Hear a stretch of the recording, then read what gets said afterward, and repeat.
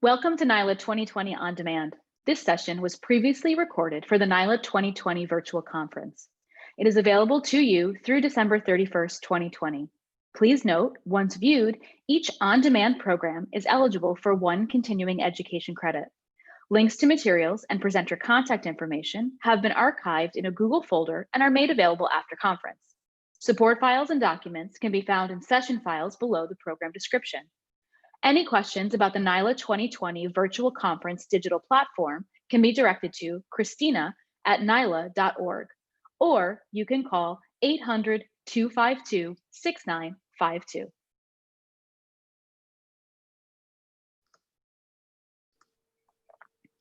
Library App Smackdown is sponsored by Sizzle.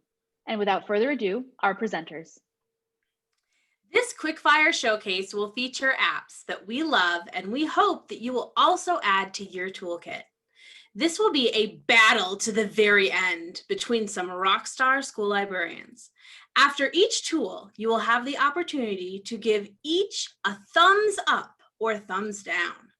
At the conclusion of our battle, you can fill out the Google form linked at the end to decide who wins the crown of everlasting glory, an App Smackdown Champion 2020 in this winner-take-all, no-holds-barred App Smackdown. We hope that you will be able to identify at least one app so that you would like to implement in the future in your own work and life.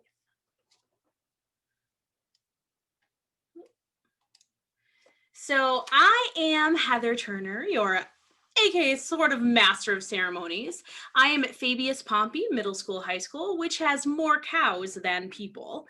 And I am in grades 6 through 12, as I said, and I teach library, of course, media literacy skills, game design, programming, and video production.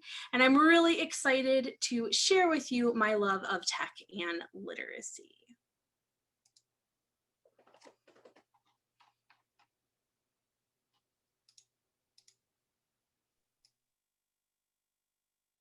And my name is Sue Kowalski, and I'm the middle school librarian at Pine Grove Middle School. Give it up for your Spartans. That's the chicken was more fun, or the rooster was more fun. But I am the middle school. We're 6th, 7th, and 8th, and I am glad to be here. And I'm sure the apps I present are going to be way cooler than the one Heather shares.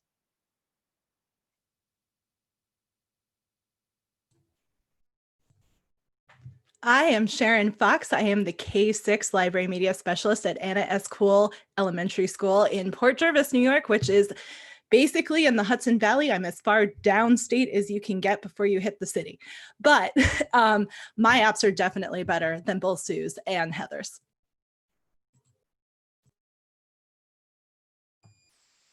Hi, I'm Serena Waldron, the librarian at Fitzhugh Park Elementary School. It's a K-6 building in the Oswego City School District.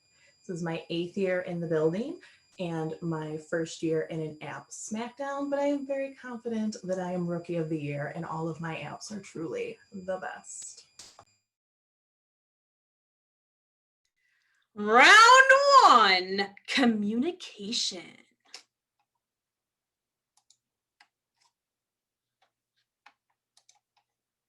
All right, the first app that I have to share with you is called If This, Then That. Have you ever gotten so utterly frustrated because you post onto Instagram and you then have to go and post the same exact thing on Twitter and Facebook?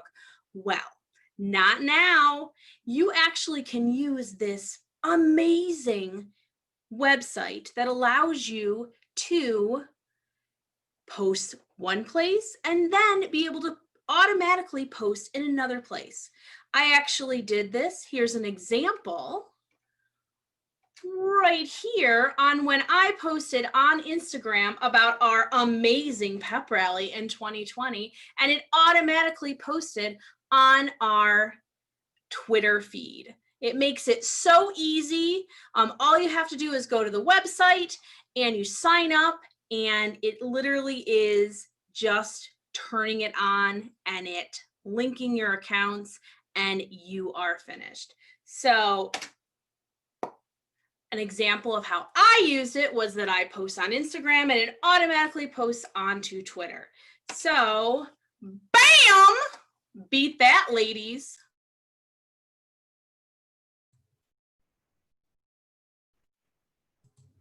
Oh, I can beat that. Has this ever happened to you? You're sending flyer after flyer, you're posting after posting, and you're getting absolutely no feedback. I've got you. Remind is an app that allows you to create groups, classes, whatever you need, and you send text messages and emails directly to your participants. And that means that not only does it automatically keep a log, you can schedule messages ahead of time, you can include links and attachments and any kind of document you need to include. You automatically amplify your parent involvement, and you can do something easy like gamification. You can say something like, everybody text me a picture of your favorite book. Everybody text me a picture of you reading. And automatically you have a million things going on. So for example, if you wanted to see how much engagement each and every one of your posts is getting, you can take a look. If you look over here at my example for kindergarten, you can see how many people received the message, how many people it was actually read it versus just delivered, and how many people just didn't get it. You can also reply right from your phone or your computer. You can limit it to parents only being able to contact parents within the group, students only contacting other students. And while it's really appropriate for ages 13 and up, there are a million different languages that you can translate it into, which means that even if the people you're trying to reach, English isn't their first language, you can still reach your audience.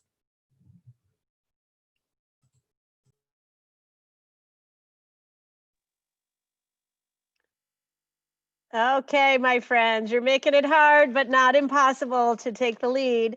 I love some remind. I love a little if, then that. But sometimes you just want to brighten things up, have a little fun with the messages you're sending. And I found textgiraffe.com. It's a free logo generator. It's quick, it's easy. Those graphics you see on the left, fun, eye-catching, quick and easy. Takes longer to get to the website than it does to do the graphics. You can type in a phrase or a word, and it'll give you, about 1,000 options of different fonts. Or you can search a font if that's the way you do your business, and do the same thing. So it's a great way to create a logo without having to have an account. Kids can do it. There's no information gathered. So booyah, give it up for Text Giraffe.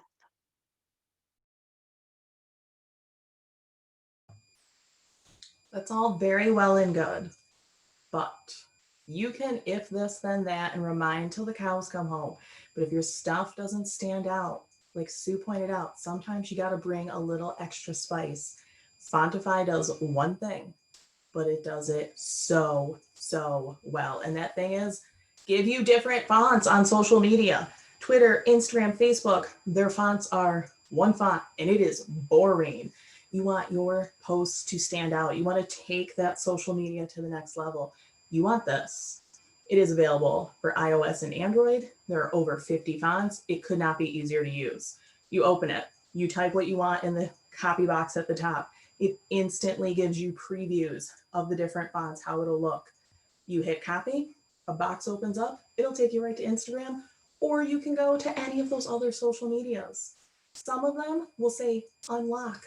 You unlock it by watching a 15-second video, and once it's unlocked forever. You get that font forever, and your stuff looks so stinking cool. People are scrolling through, they're gonna stop. Whoa, what's this? Why do I want to read this? It looks so different than everyone else's. It's so good. So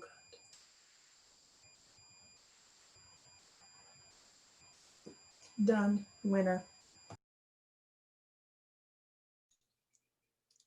All right, round 2 is collaboration. You know us librarians are all about that. So I am sharing with you Jamboard.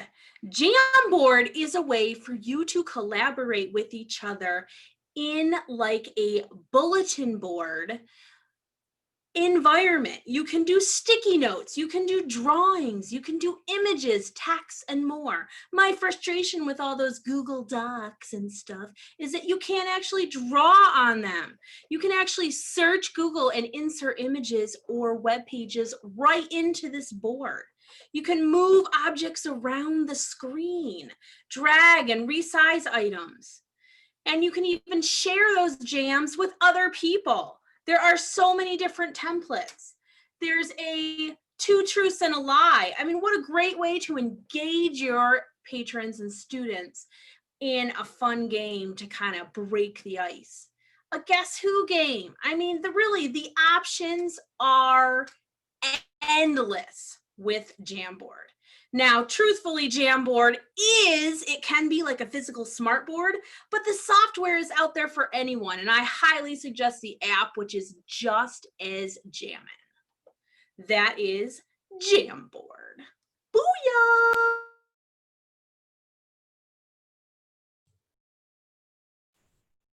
Well, in this digital age of craziness that we are currently living in, everybody is getting a little tired of reading.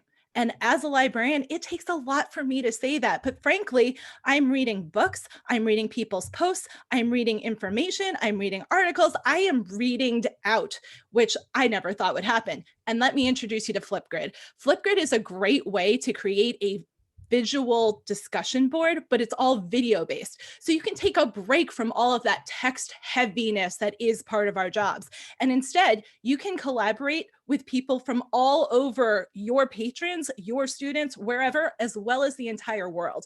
It makes for excellent asynchronous discussion without having to guess what people really mean, because you can see their facial expressions, you can hear their voice, and because it's a safe, closed environment, it is K through adult appropriate. I've used it to create digital portfolios so students can basically give a journal entry every single day they're in the library and update themselves as well as me on their progress in different things. I've used it for community book reviews where people can keep adding their own book selections. I've used it for great group brainstorming, class discussions, exit tickets. It is phenomenal. And the best part about it is that it has digital flair. So if you have any patrons who don't want to show their face, they can go ahead and hide that. In fact, on the next slide, I have an example of all of the different ways that thank you. All the different ways that you can disguise your face. You can also blur it out entirely, and you can limit it to just specific emails in your organization or open it to the public. It's entirely up to you.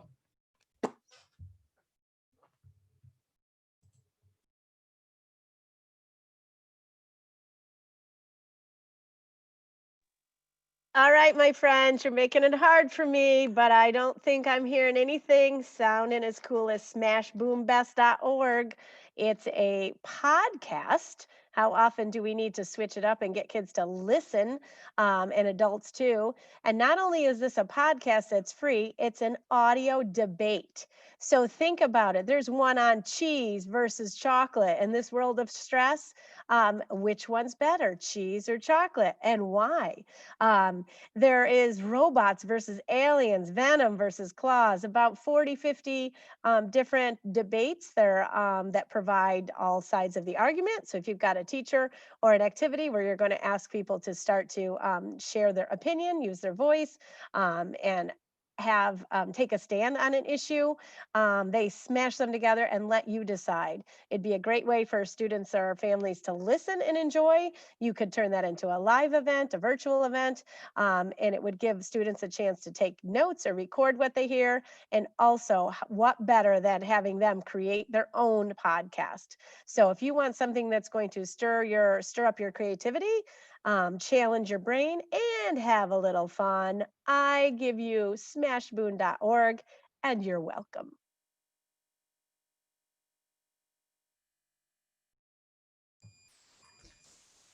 Okay, those are all very well and good, but sometimes you need help keeping track of your life. I need help keeping track of my life. Post-it notes are also great, but they fall off of things. You lose them. You leave them on your desk, and then at 9 o'clock, you know you have something important that you wrote down, but you don't remember what the details were. Google Keep are digital Post-it notes. They are available anywhere you have a device in the internet. There's a mobile version for your phone. There's a web version. There's a Chrome extension. There's an add-on to your email so you can see it at the same time as your email. They are fully customizable. You can put text, photos, images, labels on your notes. You can put from the app, you can record a voice note, and it not only takes your voice and translates it to text, but it drops the audio file in, so you have both. You can use the extension to take a website and turn it into a digital Post-it note. You can give them fancy backgrounds. So if, like me, you're color-coded dependent, it's there. Say, look, ooh, I'm typing. Oh, I can drop it in my email for a note right there. Boom, done. Got it. Next slide. I'm so excited. Oh, that's a cool website. Chrome extension. Boom. Post-it note. Digital. Never gonna lose it. Next slide. I can take it right from my phone. You know how you can share something to a text or an email? You can also share it to your Google Keep right from your phone. Next slide. There's your voice note. Test note for presenter. It took my voice, translated it, and that audio file's there so you can listen to it. Oh, Heather, you like drawing? You can draw a note in Google Keep. And you see all those little red K's on some of the notes? That means I've shared them. You can collaborate on notes with someone else. My clerk and I share certain notes because there are days where I teach 7 classes and typing. We say hi in the morning. We say, how was your day at 3? And never get to talk in between. Now we can leave each other notes that don't get lost, don't get stuck to someone's shoe, don't get left somewhere where we can't find them when we're at home. We can collaborate. I can jot her a note at 9 o'clock and it'll be there for her when she gets in the morning. Boop. Next slide. Also, again, you can make them look so pretty.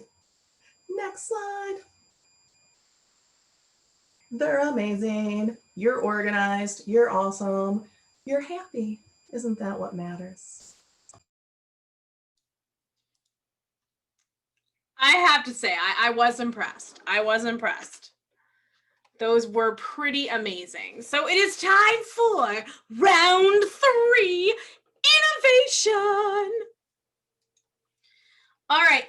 This blew my mind. I feel like I have kind of an art theme going on here, but I love this website. It's created by Tony Vincent, who was a middle school teacher, and he wanted to help his students to be able to utilize the shapes and draw digitally rather than taking somebody else's artwork as their own.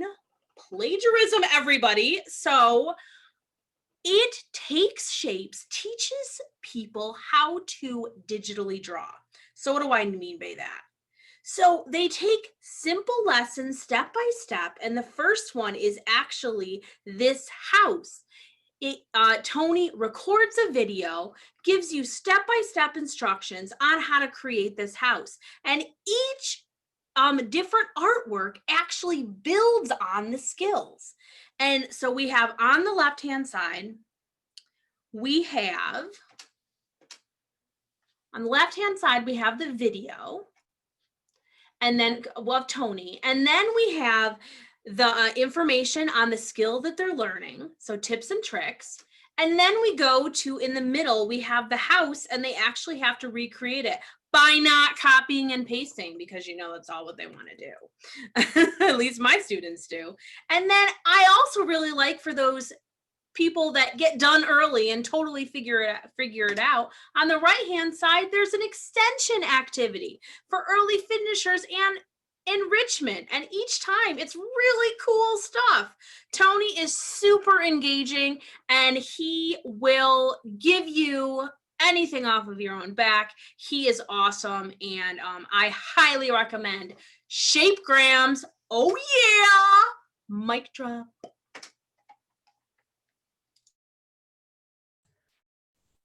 So I am all about apps that make my life as a librarian easier, because there isn't much that does. And since the dawn of librarianship, we have been curating lists for patrons, regardless of what level we're at. So Wakelet is the app that makes bookmarking not only interesting, meaningful. You can tell digital stories. You can curate resources in a visually appealing way, and not just a big list, not just a big bunch of bookmarks that are disorganized. You can create all these different lists based on your own individual topics, and then not only share your profile so somebody can see all of your lists, you can also share individual resource lists in different ways. You can collaborate with others by adding them to your Wakelet, and then you have a group project in the making. You can make it an updated web quest. So instead of just having a list of websites for people to look through, make it interesting. Use Wakelet. You can also do a self-paced exploration of something, professional development, newsletters even, resource lists. You can embed it on a website, and best of all, it is 100% free. Next slide, please. So all you have to do is either paste a URL, add text, add a tweet, a bookmark, an image, a PDF, something from your Google Drive, even a Flipgrid video. Oh, that's right. I'm bringing it back for this round too. And more importantly, you can change what the layout looks like, and you can collaborate and share it. You can even download it as a PDF and then share that PDF. Next slide, please. Thank you. So here are some examples of different grids that I've created. I have one just on zoos and aquariums that have free, interesting things for students to do. I have another that's all about how to be a good school librarian and some good resources. And I have yet another on self-care. And all of them have slightly different layouts. All of them look visually appealing. It automatically pulls a picture from the website that you're on. So you don't even have to upload anything. All you have to do is click bookmark. And that's it. Super easy, super organized, and you're done. Boom. Well, I can't disagree with my love for Wakelet and the Wakelet Flipgrid, but it's a different kind of thing I'm going to show you now. This is called Instructables, and this would be a great, it's a free site. There are some paid options, but most of I would say the majority of the stuff that you're going to want to use for schools is free, and it's an online community of makers. And I know in our virtual shift in a lot of our worlds, the making may have gotten left out or may have gotten tabled just because we don't have the supplies, we can't get everybody to do it, it's not fair. This is a chance to flip it. It's a chance for kids or students or families or community groups, Boy Scouts, to look and see what's on there. And then each little unit, if you'd say, or project is called an instructable, which means it shows you the product with images, but it also gives you step-by-steps. So the goal of the site is not only for you to be able to make things and follow directions, and there's crafts and cooking and technology and circuits. It's very low tech to high tech. But not only the follow the directions, but they're challenging people to create the directions to show what they made. There are contests all the time. $500 Amazon cards are given away, like I give away pencils. It is an amazing site. There's teacher lessons in there if it doesn't speak for itself. But mostly, I think what you're going to find there is inspiration. We're all inundated with screen time, and I'm getting kids to do things. And yes, they may need to be on the screen a little bit to find the inspiration, but this will be a great way to combine hands-on learning, creative brains, building, making, and do it all from this site called Instructables, instructables.com. You don't need to log in. Just take a look, and I think you will probably be writing me next week with pictures of your amazing projects that your kids have created. So once again, you're welcome from the Pine Grove Library.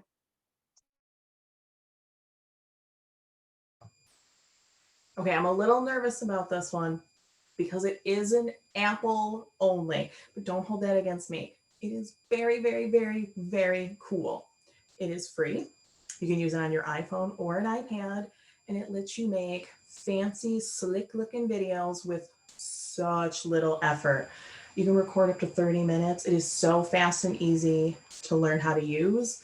Like iMovie or my school has WeVideo, those are great, but there's almost too much you can do. And I just want to make a fun, quick video for my kids without having to learn a whole new program. And this lets me do it. Next slide, please. Right in the app, you can take photos or videos, or you can install them from your library. You can put in a little green screen background from specific scenes they have pre-installed. You can install video graphics. You can put closed captioning and decide where it appears in your video. You can use those animojis that are built into the newer iPhone. So you could pretend you have a T-Rex head if you're doing a unit on dinosaurs and the T-Rex is the one talking to them or reading them the story. They all get strung together on the bottom. You can rearrange them. You can install an audio or music clip in there. You can do narration with your own voice, because maybe you want to make your kids a video of a read aloud. You shouldn't get it from YouTube. You can do it with your own voice and put it on your Google Classroom and share it with them. And it's you and it looks cool, but it was super, super easy.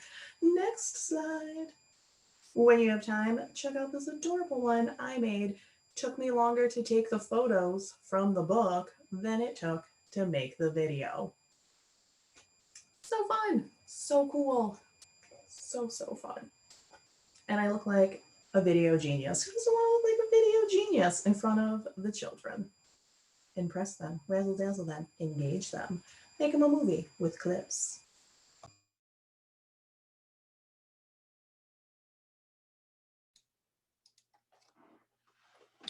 Round 4, librarianish.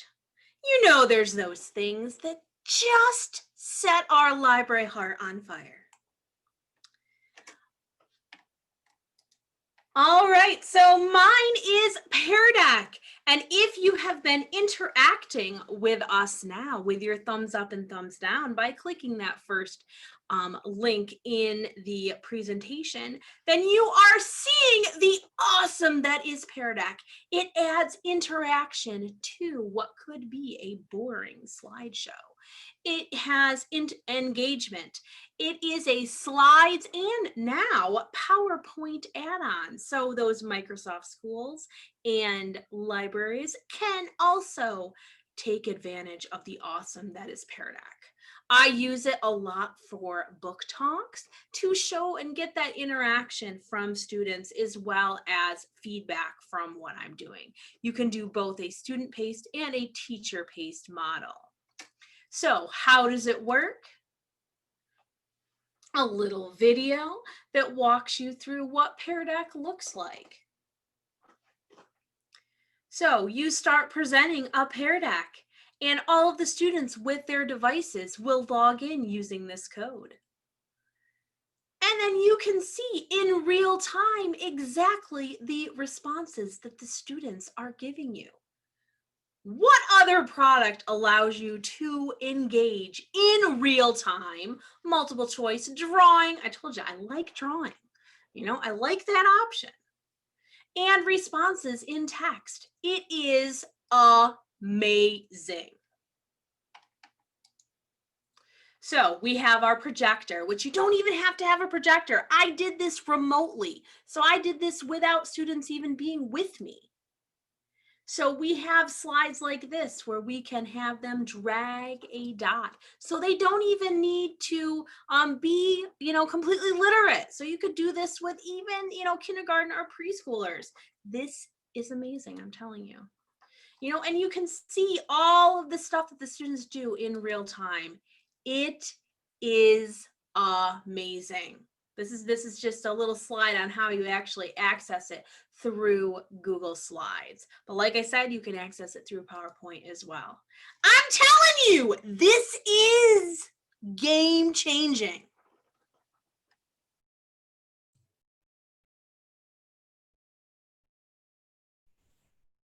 Well, I'm going to take it away from creating a thing for a moment and instead talk about the fact that if you're a librarian who has to do any type of story time, you know what it takes to keep people engaged in what you are reading them. Sometimes we're using puppets, sometimes we're using background music, but guess what?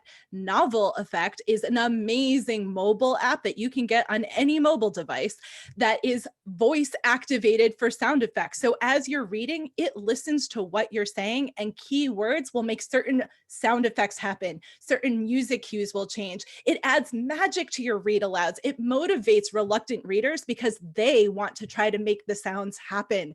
And not only that, it creates this magical ambiance to every read aloud that you do that simply reading just doesn't do. This app will change every type of story time that you possibly have, because not only are your patrons going to be incredibly engaged, but you're going to have this ethereal like read aloud where everybody is going to be locked on solid, wanting to know what the next sound effect is.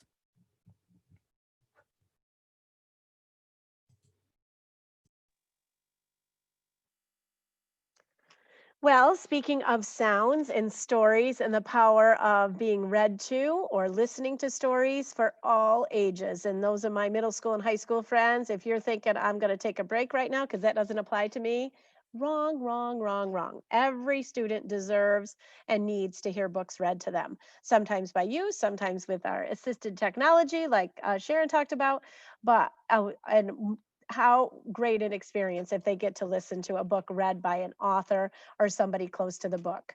Well, Netflix started a series this summer or earlier, late spring, and it's called Bookmarks. And what they're doing is they're curating books celebrating Black voices, Black authors, and they've produced videos, and the books are read by those authors or by Black voices to bring those stories to light and to really get conversations started around diversity and increasing representation, so that there is no myth that there are books that are not for our Black and Brown students or Black and Brown friends, and we need to make sure that that is represented across the board. So if you go to Bookmarks, and yes, it is on Netflix, which I know not everybody has, but it's also available through YouTube. So if you go to Bookmarks, and their link is there, look for the audiobooks, and they are so powerful, so amazing, so rich, and some of the authors or the narrators will provide a lesson at the end or a conversation starter. Some will tell a little bit about themselves. And just a side note, if you also subscribe to teachingbooks.net, that would be a great partnership as well, and you can find more information there. So for the little ones who are being read to in the library or on somebody's lap, up to the big ones or to any age, treat yourself to Bookmarks, audiobooks being read, and let's get our Black voices some equal playing time in our libraries.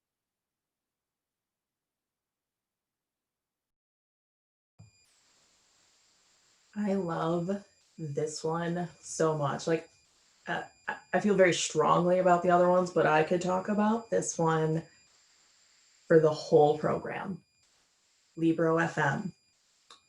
The app is free to download. It is like Audible, but better. It's better because you get to pick an independent bookstore of your choice that gets some of the percentage of the book per audiobook purchases and your membership price. There are 2 different listening options, and if you are a teacher or a librarian, they have 2 different clubs that you can sign up for. You have to pick one, but you get an email every month full of free ALCs for you to pick as many of them as you want before the month is over, and they're free and they're yours forever. So good. Next slide. I'm too excited.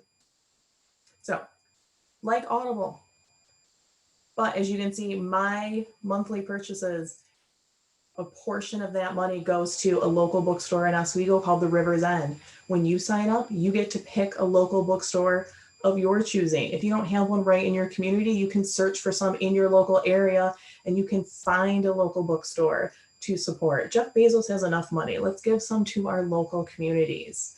Next slide. So you have an a la carte listening option, or like Audible, you can do a monthly listening option. And like Audible, that fee gets you 1 credit. It can roll over, it does not expire, but you can also gift audiobooks. And if you're an Audible user, Heather, you can switch and get 2 books for the price of one the first month. Next slide. Okay, this is my October ALC email. Any and all of those books I could add to my cart, and when I checked out, my total was 0. And I had the entirety of the month to do it. I still have a couple more days if I find another one in there that I want. And they're good books, guys. They're not like cheesy, independent published, not the best quality literature. These are good books. Leave the World Behind. Every magazine I have opened this month has been touting that as the hot new read. And I got to read it first because of this program. Next slide. This is my favorite slide. Look how much money I'm saving because of the ALC program. To get the Librarian ALC bonus, you do have to verify an ALA membership. I know ALA membership is pricey, but I have already saved $160 something in audiobooks. This is more than going to pay for my ALA membership when it's all said and done. And I get to listen to so many great books, and I get to be a better reader's advisory librarian because of it. Next slide. So if you click on this link, it'll take you right to the sign up page. Full disclosure, this is my referral page. Change your bookstore to whatever bookstore you want, but just sign up and support an independent bookstore and get all the reading, and it's amazing. I'm gonna stop because I could just keep going. I love this one so much. Don't let me keep going. But everyone get this. It's so good.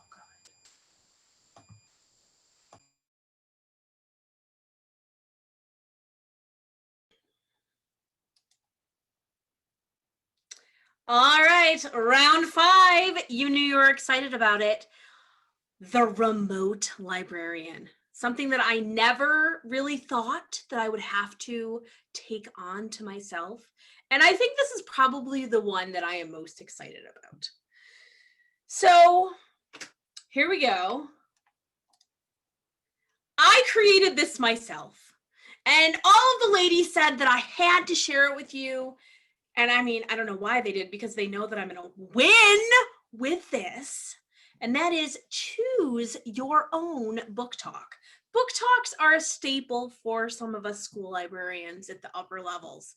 And my problem was I love to do book tastings, but COVID has kind of put a damper on that because we can't really share materials. So I thought about it and I thought about it, and I myself love choose your adventure books. I don't know about you. I love them. And so I thought, how can I combine these loves that I have and give students voice and choice, which is something that I really always want to do. So I created choose your own book talk. Students are able to click on the emoji of their choice. They're completely random. And I just love emojis because why not? And students are able to click one of these and it will take them to a different slide. So in the case of the emoji, it will take them to these two choices, which are Clue and Survivor. And this book called This Lie Will Kill You is kind of Clue-like. And Cut Off is kind of like Survivor. So they are able to choose one of those books. I have pre-recorded audio, a book talk for it, or included in the case of number 3, the book trailer for that book. So I have taken my love of book talking and I've digitized it so that students can still find those books, whether ebooks, audio, ebooks, print books, or audiobooks. They can still love on the literature because I love sharing books, as I think all of us do as librarians. So what do you say about that, Sharon?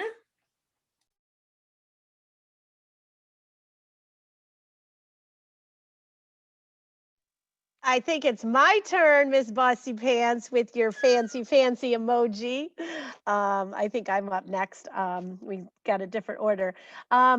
So this isn't really a specific thing, it's a concept. And I felt like when we went remote, one of the things that got lost in the shuffle was our community and culture. Basically the fun stuff that kids will remember, that gets in the yearbooks, that gets on social media, and that really brings us together as a school. So that was something when we were remote last spring that I took it upon myself to work with some kids and teachers to really pull this together. So we continued our virtual spirit week. We did a sock day. We did a high five video that I asked teachers to send in pictures of them high-fiving and put that with a song. And some of it was just solidarity stuff. Some of it was we had a writing contest about lessons from the shutdown, thinking that it was only going to last a few months. Little did we know. There's art there. We did an art contest. I collaborated with the art teacher and said, what do you got? Let's make this a showcase of student involvement. And like anything, sometimes it picked up right away, and other times it took a little nudging to get people to contribute, to share. But we got there, and I think it became a nice part of what we did. We also started, my coworker and I started that little van there, a Civil Lining News Network, based on John Karat, or what's his name, John from The Office. I forgot his last name. He did a Good News Network, and we kind of stole that idea and collected kind of Hoda and Jenna style meets John's Good News Network. And we just did a talk show and did shout outs for our kids and faculty and families and activities, and just turned that into a little TV show. And that became a nice part of our community too. So I would say this is not one specific thing, but I would say if you're in a public library or school library, don't forget the fun stuff. Don't forget the stuff that might seem fluffy and maybe doesn't even align with a standard. Can you imagine? But get out there, take the lead, because a lot of people aren't going to have the time or the access to the way cool apps and tools that we have. So make it happen. And we have lots more than this, but I just highlighted a few. So community and culture, don't let it take a pause.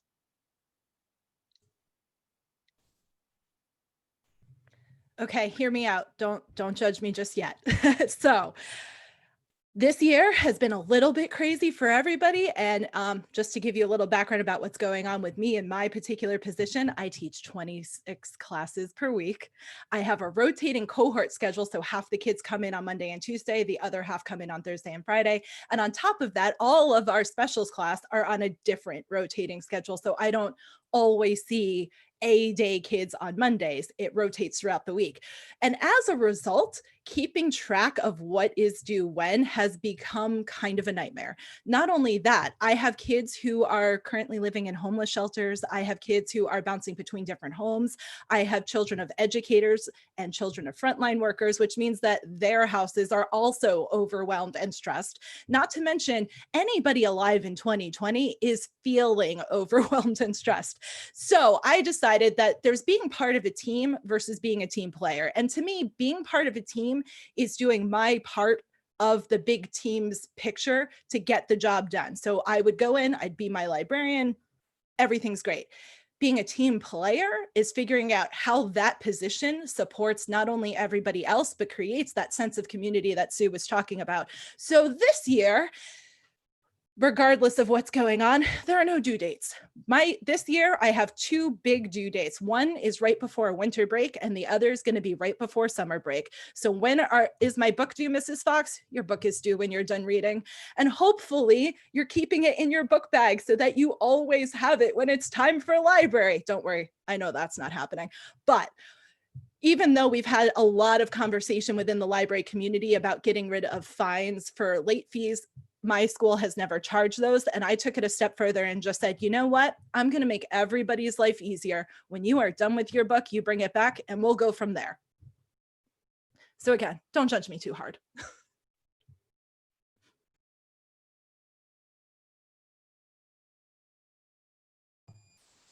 We'd never judge you, Sharon. I'm in awe of you right now in that schedule.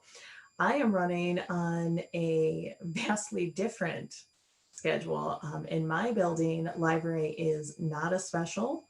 and the children are not allowed to come physically to the library, and we are discouraged from interacting too heavily with our coworkers more than necessary.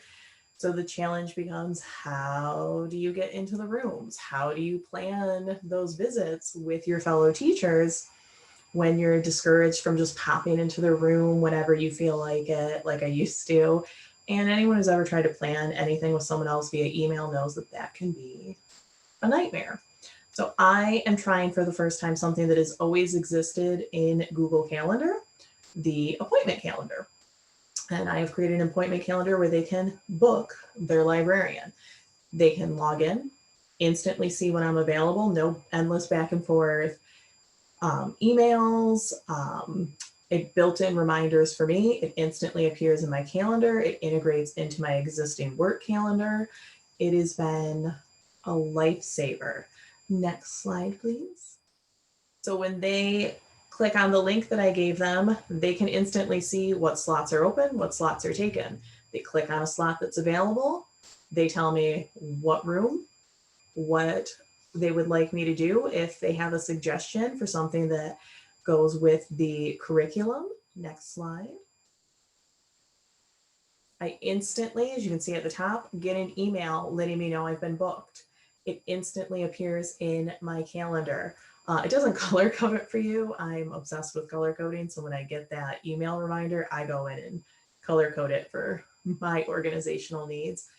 If they change their mind, we still don't have to email back and forth about it. This is in their calendar too. They open it, they delete it, it disappears from both of our calendars. I get a new email update, easy peasy. Next slide. So to make one, if you've never done this, like I hadn't before this year, in Google Calendar, you create an event, but instead of clicking the event on the left, you just click that appointment slots on the right. You can give it a name, a start date, end date. You can give it a repeat schedule. And then there's the calendar's appointment page. That's a link that you can share with people. Next slide. I shared mine in a virtual flyer, as well as added it to my email signature. So they can always find it. We cut down on paper, we cut down on the excessive face-to-face interactions, which makes our administrator happy, but I'm still getting in the classrooms, I'm still getting to see the kids, and I'm still getting to connect with my faculty. So that has been a really nice, easy way to get those collaborations in.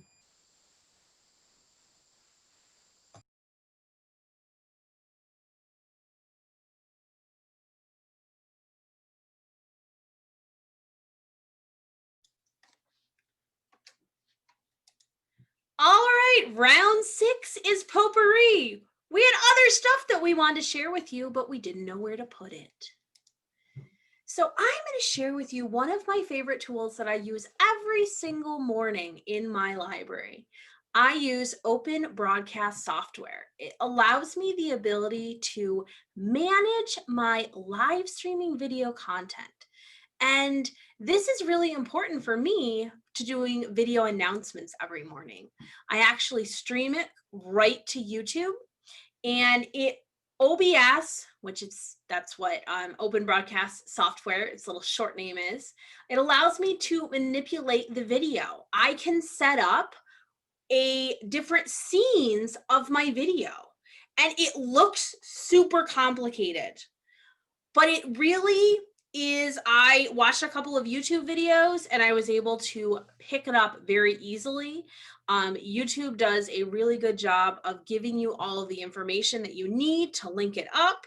And I'm new in the sphere of Twitch, and you can actually do this, have a bunch of different layouts in Twitch, which I'm still discovering a little bit.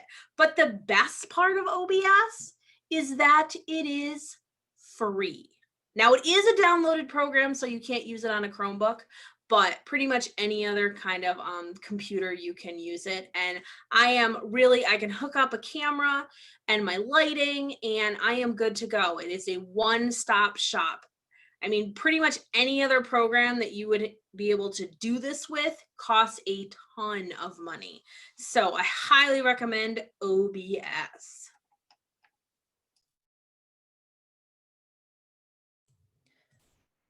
So the way Serena could talk about Library FM forever, I can talk about Headspace forever. So Headspace is a meditation app for people who don't like meditating or don't know how to meditate or think meditation is too frou-frou. Or if you're like me, you sat down to meditate, but instead of meditating, you started to make a list of things that you should be doing instead of meditating. So Headspace is a science and research-based approach to meditation. It talks and teaches you about how your breathing and how your thoughts actually affect your physicality and how you can learn to adapt to what is actually happening in your own physiology and bring yourself down to a nice, calm, Zen level. It talks about how you're not supposed to not make lists in your head or tell yourself that you're just supposed to have a blank slate, because you have thoughts all the time, and that's not how our brain works. Instead, it teaches you how to decide which thoughts you want to bring with you into the next moment. We all have positive and negative thoughts, and sometimes we give those negative thoughts way too much attention. They have articles and how-to videos. There's one guy who has this amazing Australian accent who teaches you to calm down. And if an Australian speaking person, if a person with an Australian accent can't help you calm down, I don't know what can. So they also have special walkthroughs for kids, especially under the age of 5, and they have free educator and frontline worker subscriptions. But most importantly, it teaches you how to be kind to yourself. This is an extraordinary time, which I'm sure everybody's tired of hearing, but a lot of us are being very hard on ourselves about what we can and can't do, about what's possible, about things that we wish we could do. And this teaches you how to go with the flow instead of trying to push yourself against the tide.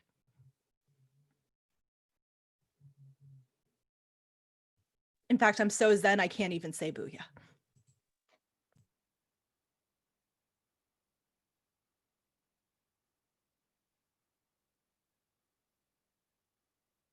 Well, the next one is called School Librarians United, and kind of with the go with the flow. It is a podcast, and I shouldn't say go with the flow. It's really more about taking a break, but giving your brain a chance to just listen and maybe get affirmation for what you're thinking or conversation with what you're thinking. But you could do it all without talking to anybody, which is a beautiful thing. It's a free website, and they're active on Twitter as well, or she is, and it's really an interview about nuts and bolts of school librarianship. It's got real stories, honest perspectives, relevant topics, and there's the whole archive of them. You don't have to read them in certain orders. Some are more time specific with what's going on in the world than others, but I would definitely encourage you to give School Librarians United podcast a try. They have website and blog as well, but the audio, especially if you're in the car a lot or you go on a nice fresh air walk, and you really want to connect with some ideas from other people in our field, check out School Librarians United.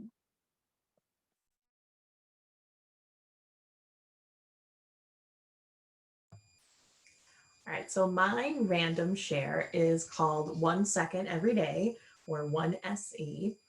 It is a free app. There is a paid component that you can choose to have or not, but it is journaling for the lazy or busy, or just people that don't like a traditional writing journal. It's a visual journal. They bill it as a video journal, but you can also use pictures. That's the word I was looking for. You can add captions and little notes to the pictures. And I think it's something that requires just the tiniest little bit of effort every day, but strung together at the end of a month or a quarter or even a year, really can make a beautiful, engaging little piece of PR or something for a report that really shows what life is like in the library. Those tiny moments that maybe don't seem very exciting that day, when strung together with all the other moments, really tell the story of your library and how it connects to your community. And I think this is a great, quick way to put that together just a little bit every day. Next slide, please. At your leisure, there are 2 different videos you can watch to show you how to use it on an iOS or an Android device. I think the videos are under a minute each. So there are different project options. I like the classic journaling.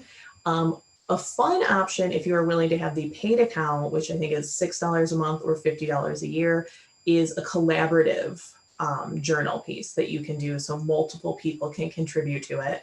The downside to the free one is I think you're limited to 2 projects. So I have one for library life and one for my personal life, but you can either take videos or photos right within the app or upload them from your library. Next slide. And then it just strings them all together. This is my school year so far.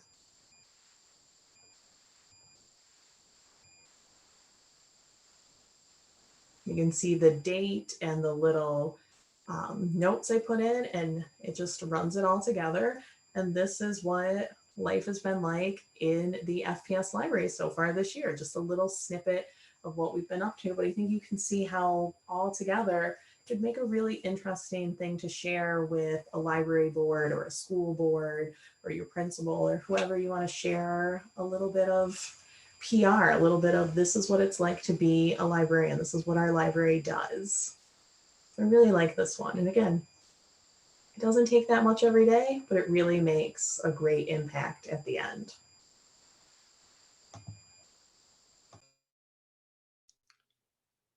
All right, now it is your turn to vote for your favorite Smackdown presenter.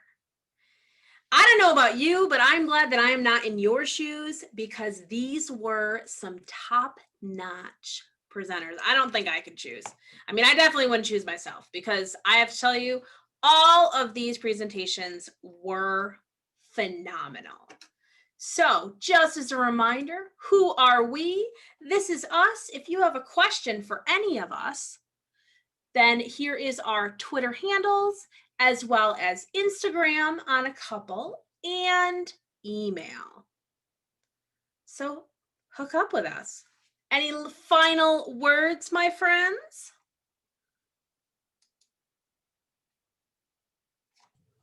Thanks for listening, everybody. Yes, thank you. It was so fun. I would still vote for myself, though. I'm just saying.